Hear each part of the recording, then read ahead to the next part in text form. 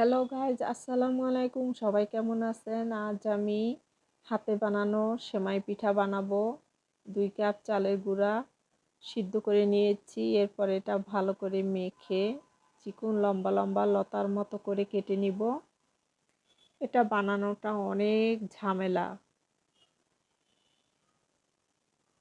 এরকম চিকন লম্বা লম্বা করে বানিয়ে আমি চালের গুঁড়ার ভিতরে একটু মেখে রেখে দিব, তা না হলে এটা একটার সাথে আর একটা লেগে যাবে। এরপর আমি এভাবে হাতে করে কেটে কেটে সেমাই পিঠাটা বানাবো। অনেক সময় লাগে এটা বানাতে, তবে এই পিঠাটা অনেক বরকত হয়। 2 কাপ চালের গুঁড়ায় অনেকগুলো পিঠা হয়েছে, কি সুন্দর লাগছে দেখতে। আমি খেজুরে বাটালি গুড় আর নারকেল কোড়া আর কি দিয়ে একটা শিরা করে নিচ্ছি।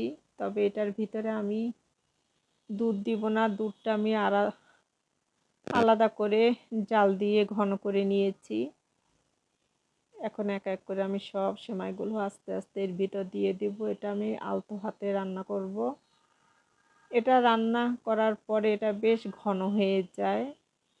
আর গরম দুধ, এর ভিতরে দুধ দিয়ে রান্না করলে দুধটা ফেটে যায়, কারণ খেজুরে বাটালি গুড় অনেক সময় দুধটা ছড়া দেয়। তাই আমি দুধ ঠান্ডা করে এর ভিতরে দিব। দেখেন কতটা ঘন হয়েছে, তবে সমস্যা নাই, যেহেতু আমি আলাদা করে দুধ দিয়ে দিব এর ভিতরে, তখন এটা পাতলাও হবে না আবার ঘনও থাকবে না।